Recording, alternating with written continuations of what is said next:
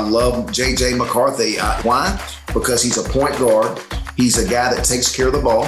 So he's not a statue. He can move.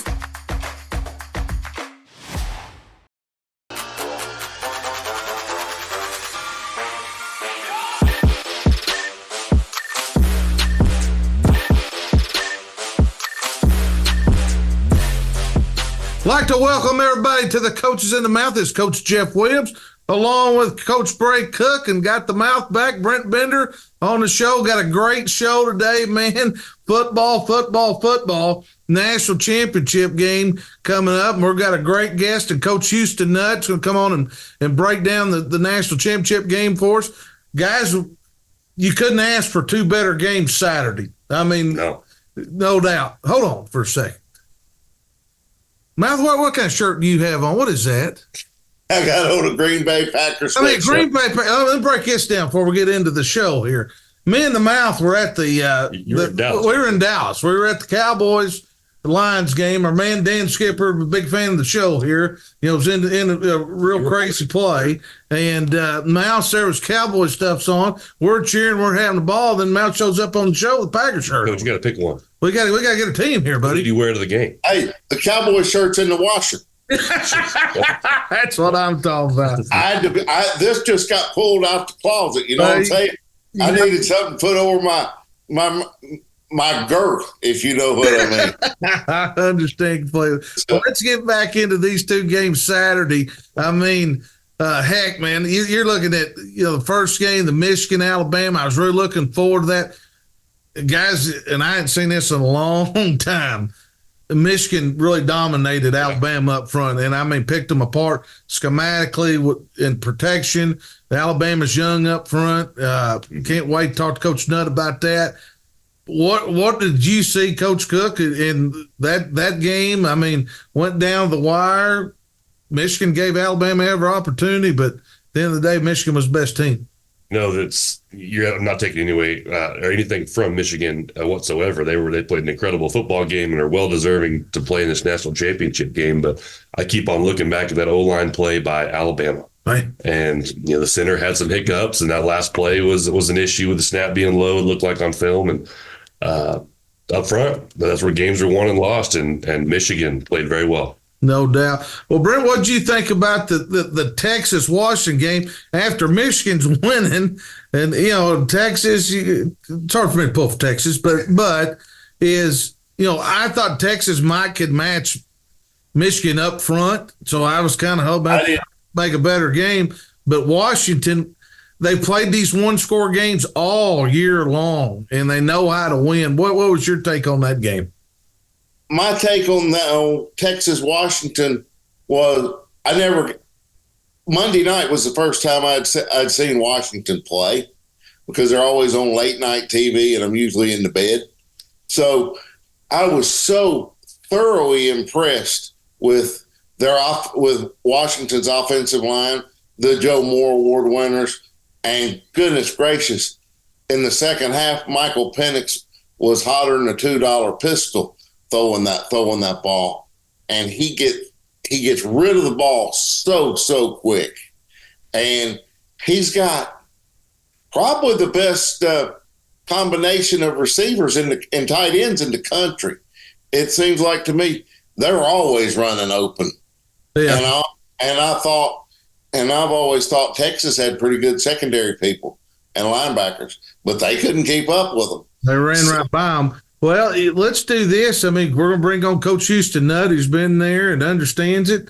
Bray, I want to talk to Coach Nutt about, how's Washington going to match up with them up front? What are you looking forward to hearing from Coach Nutt? Well, we can talk all we want, but he's a guy who's coached at a very high level, and he's been around these programs. He knows how it works and what it takes to accomplish what they're about to. One of these teams is going to accomplish. So I'm excited just to get some expertise, some outside knowledge from an Arkansas legend. No doubt. What do you want to hear from Coach? I just want to hear him just break down this game the only way he can. Like, he's one of the best I know at breaking down a game. No doubt about it. No doubt. Well, let's go ahead and bring him on, our BSN guest, Coach Houston Nutt. Coach, welcome back to the show, man.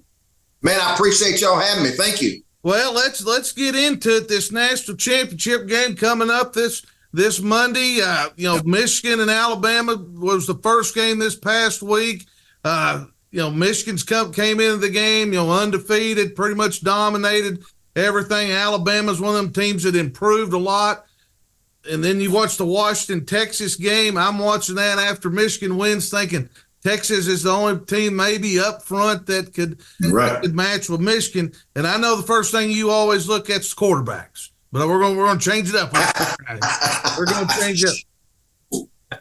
Me looking at this is, and they nailed a lot of Alabama's protections, brought 4 from a side and things, and gave them some problems, and great job scheme-wise with them.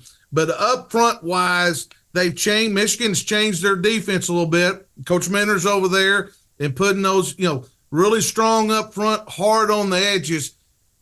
Washington's got a great left tackle. Going to be a Division I left tackle. I mean, a number 1 draft pick left tackle. Can they hold up against Michigan up front on both sides of the ball? Your thoughts? Well, that's what's going to be fun to watch, because I want to go back a little bit to Alabama, because this is kind of right down Bray's alley, and you too, Jeff. You know what really made me sick? I was watching this thing is the snap. The snap's got to be like breathing, and every time the ball is to the right or low, and that's a killer. Even on the last play, I know a lot of us didn't like the last play, but when that thing is out of sync like that against a good defense, my gosh, man, you don't have a chance. So I wanted to say that had to be frustrating for Coach Saban, not having that snap to be automatic. It was everywhere, man. That made it really a tough day.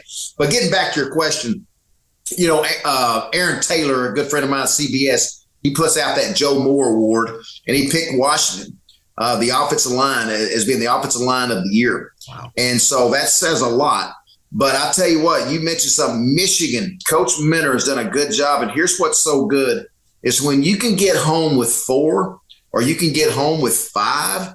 Oh, my gosh, what an advantage. And so this is going to be a game that's real interesting, because Michael Penix is a guy who can handle a dirty pocket. Now, what I mean by that is he gets rid of this ball, man. Under 3 seconds, this ball's gone.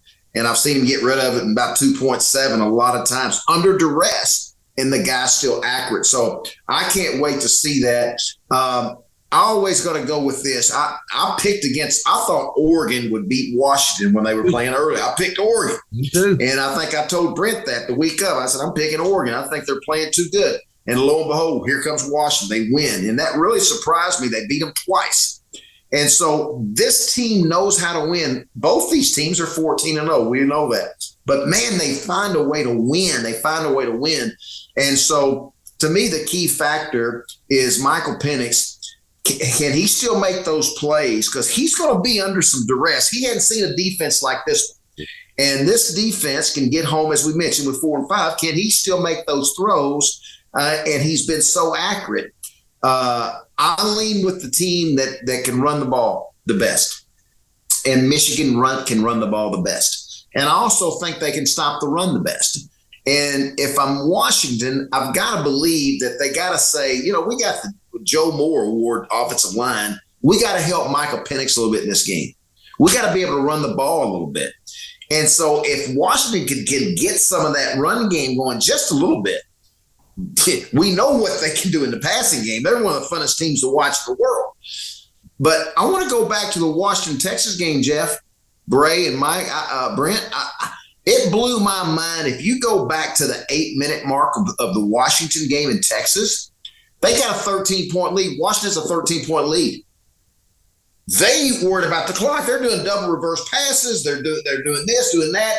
Then you look, lo and behold, they get a couple of stops. Texas stops them, and then you go to the end of the game, and that running back goes down. And I'm thinking to myself, I'm screaming. Dinah couldn't understand why you screaming at TV, because that clock, they're not going to get to run that clock now. That clock stopped. And so now Texas has a chance to go score. And they really had a chance to win the game. And Washington will be so sick. And this is why I always bring up about this analytic stuff. you got to look at the clock sometime, guys. I know we're all a little bit old school, Jeff, but my gosh, man, especially when you got a 13-point lead, you got to be able to milk some of this clock. They're so fortunate to win that game. And listen, I'll be the first to have set up. I love having popcorn and Coca-Cola and watching these guys throw and go up and down the field. They're the funnest team I've ever seen with Michael Penix. And I can see why Indiana won with Michael Penix, because the guy's so unbelievable. But with this game against Michigan, I think it's going to be the most physical game that the team that they played so far. And I think this defense is phenomenal. Well, and you hit, Coach, you hit the Oregon, Washington. I got a couple of buddies, you know, out there, but in Oregon that work together and follow them closely. And I'm with you. I thought Oregon would beat Washington in that last game because Oregon, they're a physical football team too. Right. And man, just hung right there with them. Talk to me about this. And this is one thing when I was sitting there watching both games, thinking about this and with you, especially in bowl games, special teams. Man, special teams at the end about blew it for Michigan and about blew it for Washington. Talk to our audience a little bit. You got that long layoff, and everybody talks about offense, defense, tackling, and all that kind of stuff, and we're kicking and punting. But those live coverages, you're off that month. Talk to our audience about what you do in practice and how big a deal that is, because we could have two different teams playing right now if it didn't work out. It's such a great point.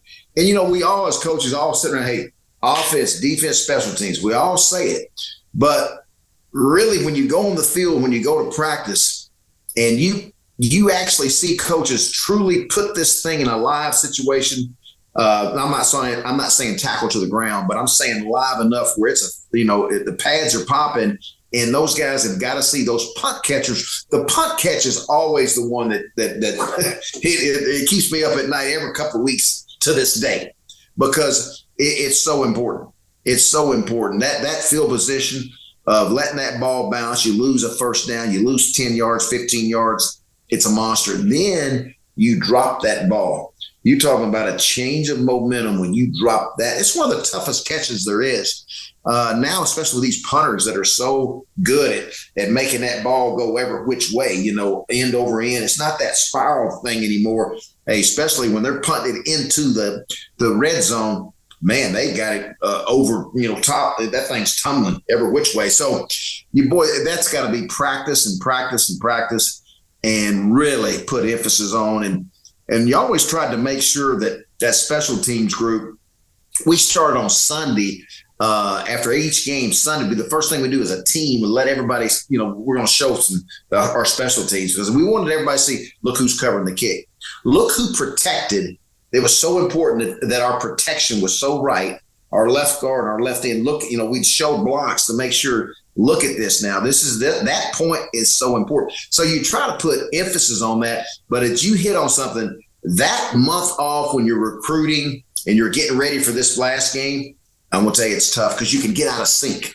You're not in the groove. If you don't go right back at it and really put emphasis and really work on those catches, it can hurt you. Oh, no doubt. Bray, Coach Bray's got a couple questions. He's more interested in the quarterbacks than offensive line. It hurts my feelings. Coach, you mentioned it a little bit earlier about how much Michael Penix means to Washington's offense. When you look at him and McCarthy on the other sideline, who wins that quarterback battle there, and how important is that going into this game? If I'm going to the fair, I'm going to take Michael Penix. He's going to win every teddy bear there is. I've never seen a guy so accurate that can throw the ball and drop it in away from the defender. This guy's a beautiful machine, the way that he throws this football. Fun to watch. McCarthy surprised me because I think he's much, much better than what you think. The guy can run faster than you think. He can escape better than you think. And the guy, all he does is make plays. And he was the best quarterback versus Alabama versus that game. To me, the Michigan quarterback was better. And he was better because he threw balls under pressure. And he can run. He made some big plays with his feet. And so I love both these quarterbacks. Michael Penix, to me, is the guy that is just – I've never seen anything like it. because of the duress. I all year long, I've seen him. You can't sack him. You can't sack this guy. This ball's gone. And I'm anxious to see against this defense, though, how Michael Penix will do. I think of the two, he's probably the best quarterback, Michael Penix is. But I tell you what, I love J.J. McCarthy. If I'm the head coach on the other side with J.J. McCarthy, I'm still sleeping very good. Why? Because he's a point guard. He's a guy that takes care of the ball. And he's a guy that can also, he's not a statue. He can move. You can get him involved in the run game. And then when something breaks down, you miss a block, he can go extend that play, and he may run for a first down. So, man, J.J. McCarthy, there's a reason why they're 14-0. So, again, I'm leaning the Michigan guys simply because I think of the physicality. I think of the team that runs the ball the best in this game, the team that can stop the run the best. But I got my popcorn ready because I've been wrong on, as you said, Jeff, I've been wrong on Michael Penix against Oregon. I really thought Oregon would beat them twice, and they didn't. Especially after Oregon beat them the first time, Bray. I thought, well, the second time for sure, Oregon's going to win. But who's the difference maker? Michael Penix. And these receivers are so good, and they know each other. And the way they run these routes, this offensive system that they put in for Michael Penix in this game, you can't do that but pat him on the back. No doubt. Coach, let me ask you, you hit something right there about Penix, and everybody listen to these quarterback coaches, quarterback guys talking about him understanding leverage, where the ball needs to go, where the defender is. Talk to our audience a little bit about that, about explaining leverage on where the ball needs to go and that part of it. Watch Michael Penix in this game, and if you watch any film with Michael Penix, a lot of guys will get back and just throw a deep ball. And they see the receiver, they think, okay, I'm just going to throw it. But if you watch Michael Penix's ball, there's a receiver running and there's a defender running stride by stride with him. And that ball needs to be thrown away from that defender, almost in what we call the box, a little 4-yard box from the sideline. Well, he can drop that thing in there. I've seen him do it time and time again. There's one play on a crossing route where the linebacker, it's a window. And that ball has to be at a certain time in that window, or that window was shut and it's intercepted.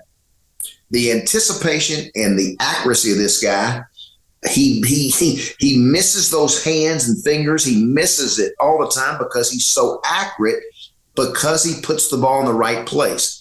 And then even on the touch passes, you see almost like Charmin tissue around the football. It's so soft. It's a catchable ball.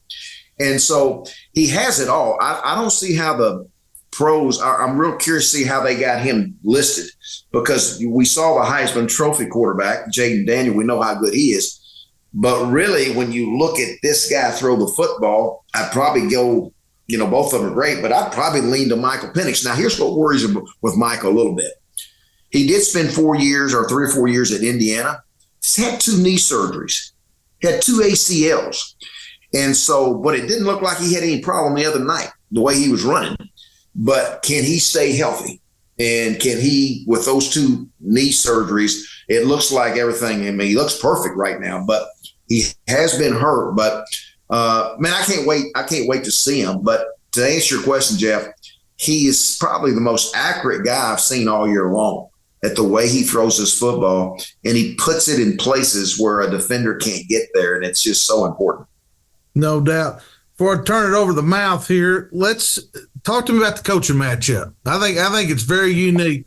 I've watched Jim Harbaugh all the way back when he was at San Diego State, and then goes to Stanford, the multiple tight ends, the gap scheme, goes to San Francisco, Vols starts running the quarterback before everybody else. Yeah. The coach at Washington, they scheme you up, man. They do a really good job. They got the best some third down plays and situational plays. Talk to us about that matchup. Does Washington got to come in with a few more tricks than usual, or do they just stay with their plan? Yeah, I think pretty much they will stay with what they've been doing for 14 games, but you can bet this week there'll be 1 or 2. They'll add 1 or 2. They might have to take out. Here's what's tough is you always want to add something, and it's what your quarterbacks, what your players can do. And so when you start adding, you probably need to take something away. But you're right about Washington. They're so fun to watch. They're so unique. The way they scheme you up, these scissor routes and crossers and post corners are just a beautiful thing to watch, and especially when you got a quarterback that knows where to put it. Michigan, I got a chance to coach against Jim Harbaugh's father when he was at Western Kentucky. And so in the summertime, Jim would come down there when he's an Indianapolis coach or wherever he's playing. He'd come down and we'd read about how he was coaching. And I always thought watching his teams early on, he was a lot like his father, pretty fundamentally sound. He's tough, physical, hard-nosed. That's what his father, Jack, was. And so I have an awesome respect for the Harbaugh family, just a family of coaches. And that's all they know is ball. They compete. It's interesting to see how his team has handled this little bit of this controversy with the stealing the signals, sign. He missed 5 or 6 games. Yep. So he missed half the season almost. But as players, it's that mentality. I watched the players interview. Hey, they love their coach and they play hard. It's almost like me, us against the world. And you're messing with my coach here. And so I got a lot of respect how they kind of tuned things out and stayed really focused. And on the other side, I don't know this coach very well. Just watching him, you got to give him all the applause you can with what he's done, 14-0. And you mentioned it, Jeff. I think about them offensively. I don't think about them defensively as much, but offensively, they're just phenomenal, the things that they do. Now, I was, bumfuzzled about the clock management there at the end versus Texas now. And I'm going to be watching that very, very hard. When they get up 13 points, especially against a Michigan team, I think it's important that you better take some air out of that ball just a little bit, And again, taking the air out may be maybe a throw or, a swing or a quick out because he's so accurate. Maybe. I'm not saying, take all the way, but this game is going to be won with to me, who's the team that makes those fewest mistakes and which coach is going to make those decisions to give their team the best chance to win in the biggest game of the year. I mean, this is it. Yeah. And so I just, I can't wait. No doubt. Well, hey, Brent, let's talk about this. And Brent's got a big question for you because you hit what Coach Harbaugh missing 6 games earlier this year. There's a lot of rumors going out there. Go ahead, Brent. Hit Coach up. Coach, my question is that team didn't miss a beat without Jim Harbaugh for 6 weeks. He was there for practice. They were tuned up and ready to go every Saturday, and the proof's in the pudding. They won 12 regular season games. But my question is for you, Coach. You know a lot of coaches, head coaches in college that have NFL aspirations. Do you think, we hear all the rumors about Jim Harbaugh going to the Chargers, maybe the Raiders. Do you think that pro football something that college coaches will look at now more seriously with the way recruiting is a year-round process now? That's a great question, Brent, and I think so because of just what you said with the way things are now with college. I would love to have a conversation today with your father about transfer portal and about the NIL because I've got a feeling I know what he would say. You know the answer he would give. I do. I really do. And it's not to say that we don't want players to get money. We do. But, man, the way they have this thing structured, I just got to believe that more and more college coaches will start looking over the fence and start looking at NFL. I won't be surprised if Jim Harbaugh goes back to the NFL with all the things that's happened. The college coaches will start looking over the fence and start looking at NFL. I won't be surprised if Jim Harbaugh goes back to the NFL with all the things that's happened this year. And the biggest thing, too, is, players not only if a coach yells at him, you better go see him. But then if a player's good and he's making plays, you better watch that, too, because somebody else is trying to take your best player out of your basket. So a lot of things going on. There's just so many different scenarios that's going on that makes it much difficult. You hit it, Brent. 365 days a year it's recruiting. Very few times is there, like it used to be, have a little bit more time for family. This is a very tough profession now for family because you're recruiting. And I mean, it's constant. It's constant.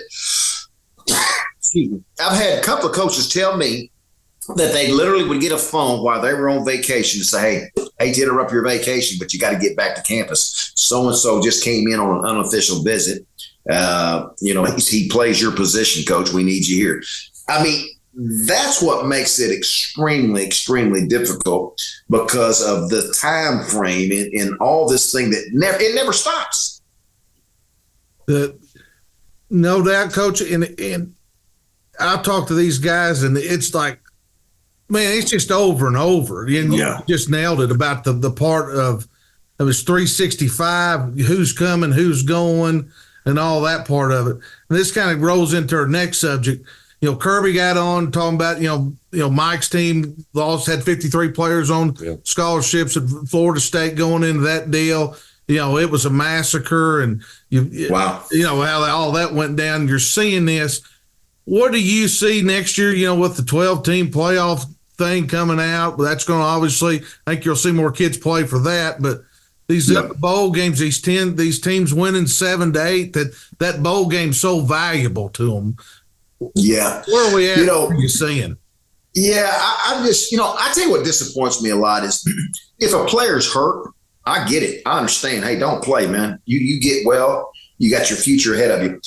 I've never seen so many players with jerseys on at bowl sites that are standing while your teammate is busting it to try to win a game, and you're standing in there with your clean jersey, doing that. Well, I appreciate you, supporting us, but we really need you out here, And I just hate for them not to finish. And again, I get it. When there's a lot of people in your mom's ear saying, listen, if you get hurt, we're not going to have that first round money. I've heard all that before. I get it. That's a tough deal. But I just hate the way everything's lined up. When you look at everything with transfer portal, there's a little bit of, hey, it's more about me now. And I hate those lessons. We're losing a few lessons now about perseverance. When something doesn't go just right, bam, I'm out of here. Hey, coach yelled at me today. I'm gone. And I've helped a lot of young men to transfer when it didn't work out. I get that. I want them to go play. But, Jeff, I tell you, the thing that keeps coming back to my mind, I was at Chick-fil-A just 2 years ago, and we were doing the golf scramble for Chick-fil-A. It's a great deal to raise money. And Pat Narduzzi's in with Rick Newhouse, another cart, and I'm with Randy Etzel. And we get up to the first hole at 9 a.m. on May 1st. We're getting ready to tee off, and Pat Narduzzi, I said, well, I've seen that face before. He either got a bad call, player either got in trouble, or, I could read it on his face.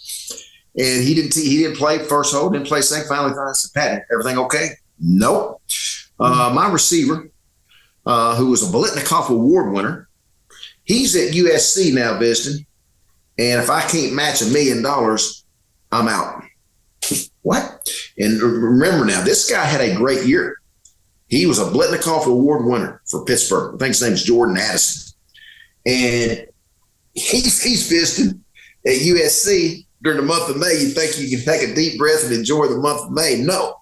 He's on that phone trying to gather up some collectors, some alums. Hey, can we match this $1 million? We got to get him back. But he goes and plays with Caleb Williams, USC. I mean, it's a different world now. That I don't miss that part of it. I don't miss that. I miss the Saturdays, and I miss the relationship with the players. I miss that.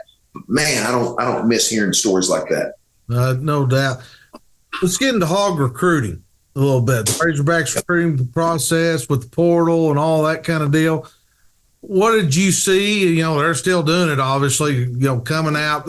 Lost a few high school kids, in-state guys, went to different places. But, at the end of the day, whoever's paying the best is where they're going. I just believe that. And what was your take on, and Bray's got a question for you, what was your take on the Arkansas recruiting, and where do you see where they're at and that whole process? You know what always hurts me being an Arkansas guy is I always hate on Saturday. I always go see down there. I hate seeing anybody leave our state and going to guys who we're going to play against. That kept me up at night, Bray. Hey, look, I didn't want to lose nobody in the state of Arkansas. And we'd always try to make that number. We always felt like there was 4 for sure legit SECs, but I'd try to make that number 10 to 12 because the Bo Lacey's, the Dan Doty's, Jerry Wrights, I can name you 1,000 of them that had heart and soul, and they grew up being a Razorback, and I'll put them against anybody because they would raise the level of the outside guys that coming in. I don't care if you're a 4-star, 5-star, because they would come to practice and they'd say, man, so that's how a Razorback practices. Okay. It raised their level. And that's what to me hurts. When you lose Arkansas, when you lose the in-state, the best player, the second best player, third, fourth, where they're going against teams you got to play, that bugs me now. So you got to get that right. And, again, Drake Lindsay, you talk about different philosophies. I've seen him play 2 or 3 times. I love him. I love his character and attitude. And Minnesota's got a great quarterback. And I hate to see those guys leave. But again, Coach Pittman has to do what's best for him. Now, Coach Petrino has given Arkansas a lot of hope because we all know he's very talented on the offensive side of the ball. But I also know this. You've got to make sure that state of Arkansas, that wall is big. Now, that's not saying that we always got every player. We didn't. But for the most part, we did. And we kept them in here. And I think you've got to do that. And even the ones that are 2-star and 3-star, I don't care. I don't care if it's 2-star, 3-star. I'm looking at that heart, and I'm looking at, that attitude of fight, and a guy that has tremendous work ethic who grew up being a hog, who's going to help you. And he wants to be there and makes your locker room better. Yeah, you got to keep Matt Jones. You got to keep Sean Andrews. You got to keep Cedric Combs. You got to keep Darren McFadden. I get that. Peyton Hillis, we got to keep them. Keep them in the state. But there's some guys that, underneath those little rocks that are born and raised in Arkansas in that gym class and that track where we go to the basketball court. First time we saw Sean Andrews on the basketball court. And that guy was phenomenal, Jeff. I know you've seen him. I see. And, we knew we had to have this guy. And so even a guy like Bo Lacey, who's a fighter and a winner, it's those kind of guys to me. I think it's very important you get a hold of that because Arkansas, because of the league, we're in the best league in America. It's going to take great coaching, and it's going to take you start with the base of your Arkansas recruiting. No doubt. Break. Well, Coach, absolutely. I agree with you 100%. But coming back to the bowl games and kind of the future of what that looks like. I remember going back 2011, we're at the Cotton Bowl. And, we're going through, it's a big game for us. Where it's not a national championship game, but it's still a huge event, the week in Dallas, doing the different things. You go to the steakhouse and you out-eat Kansas State, which is a big win for the O-lineman. And obviously you mentioned that's changed now, kids' priorities and playing in those things. Next year, when it goes to the playoffs and a 12-team playoff, I know those bowl games will be incorporated as some of those playoff games. Is that correct? Yes. Now, what's going to happen to the rest of the bowl games? Are they out the window? Are they still going to have matchups? Well, how do you see this unfolding? I still think they're going to be there. Now, I don't know 100%, but I think they're still going to be there, Bray. Mm-hmm. But, you bring up a good point. We were all worried about the how valuable just going to the Final Four. Are we still going to have these bowls? Are we still going to have these good bowls? And you mentioned one that's one of my favorite, Cotton Bowl. Cotton Bowl, Rick Baker and the group, they do such an unbelievable job. And I know how that hospitality room was perfect for our players. And so I love that bowl. And so that's important. And so I hope they keep that the importance of these bowl games are so important. And I remember, the Ole Miss group, a lot like my 98 group, they'd never been to a bowl. Michael Orr and these guys never been to a bowl. They go to the Cotton Bowl for the first time in their life. And Bray, you've been there, you experienced it. They're talking the same thing today, what you're talking about, how they ate them or they went to Laurie's, and all these things they'll never forget. And so, man, that's just so important. And that camaraderie, that togetherness of those teams that you earn that, you got to that before a reason because you sacrificed, you made this investment. And so, boy, I just hope they do keep the bows. And a lot of people say, well, there's too many bows. There's just too many. I tell you what, I've never seen a team that just didn't like the week they had. It's always to me a great experience. And there may be a few too many, but man, for the most part, it's a reward. It's a reward for what those teams have done. And so I hope they keep the importance of those bows. Even going up to 12 teams, where you have the playoffs, that's going to be important. But I hope they keep that locked in. Yes, sir. Brent, what you got for Coach? Well, it's going to be this is going to be an exciting Monday night, isn't it, Coach? It is. It's going to be a really fabulous game. Either way we look at it. I can honestly tell you, I saw Washington play exactly one time this year, and that was Monday night. Because I'm never up that late at night watching. Who you got now? Who you got? I got Michigan. Okay. I'm going Michigan because I'm tied for the lead in this bowl picks I'm in with Scott Reed and his family. I'm tied. So I picked Michigan, and his oldest son Taylor, he's got Washington. So we're at the goal line. Michigan's got to push them through for me. Well, the Hogs have got to push it over the goal line. You forget also now the last 2 years, the Joe Moore Award winners. Last year, Michigan. Yes. Line. This year, Washington. It's going to be those two are going to control the game. And I want your opinion on one thing over the Alabama Michigan game. I don't know if you saw it, but the center at Alabama hit the portal today. That snapped the ball on the. And I'm going to say this: Nick Saban saw one thing that's going to keep him from getting to the national championship game again. Quarterback. Yeah. The quarterback.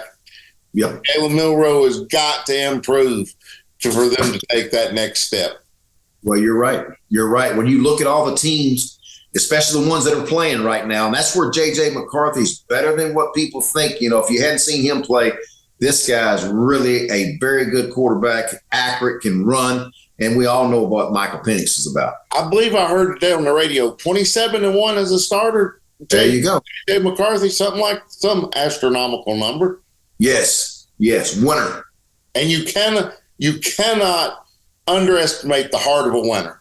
I'm just telling you. Can't do it. No doubt. Well, Coach, hey, man, so you're going with Michigan all the way? Are you looking – we're looking at, 3-point things close here, or we're going to pull away here late? I think it's going to be close because of Michael Penix. I really do. I've been wrong on Michael Penix every time, so I'm probably hey, if the bettors need to listen to me and go the opposite way. Well, Coach, man, hey, great to see you as always, man. Appreciate you coming on. We'll have you on later on down the road. It's always great to see you. Well, I tell you what, guys, I've heard a lot of people in the state of Arkansas talk about y'all's show, Bray, Jeff, and Brent. Y'all do a great job, man. And I tell you, people love to hear it. They love to talk ball, man, and y'all doing a great job doing it. Well, we appreciate it. Thank you, Coach. Thanks, Coach. See you, buddy. Thank you. See you guys. All right. Man, Coach Nutt broke. You talk about breaking things down. Interesting listening to him talk about how Michael Penix is, the leverage part of it, where he's throwing the ball, and then he answered the questions up front, and then kind of got into hog recruiting a little bit on, things he sees that just the way the world is, and the breakdown of bowl games and all that part of it. What did you take away from Coach Nutt, Bray? Well, like you said, that's an expert opinion, and he likes Michigan. He likes Washington's quarterback, but he likes Michigan in the long run. My money's on Michigan. I got you. What about you, Brent? You already like the Michigan Wolverines? I love the Michigan Wolverines and the Fighting Harbaughs Monday night. Well, that breaks it down. Well, before we get off here, hey, let's talk about getting our subscribers. Our views are blowing up, so all of our subscribers. But also, we've got a store, and everybody keeps asking me, Merch. "Well, get a hoodie, pullover, all this kind of stuff." Talk to our fan base, our audience, the people about where they can find us. The store is up and running. If you go to YouTube, Coaches in the Mouth or Coaches Pod, both will pull us up. you can go straight to our home page, and you can find all of our interviews that we've done so far. Like you said, our views are growing pretty exponentially, which is exciting. But also our store is up and running. Got a couple hoodies, a couple stickers, joggers, things like that. We will continue to expand over the coming weeks with our merch. Well, good deal. Tell everybody where to find us. Well, Twitter, Coaches Pod, Coaches in the Mouth, also on Instagram, Facebook, whatever social media you use. If that's Apple Podcast, Spotify, we're there. But our home base is YouTube. Follow us, subscribe, wherever you want to enjoy. No, we'll get on and hit that subscribe button every time. Well, from Coach Jeff Williams, Coach Bray Cook, and the Mouth Brent Bender, we'll see you next time.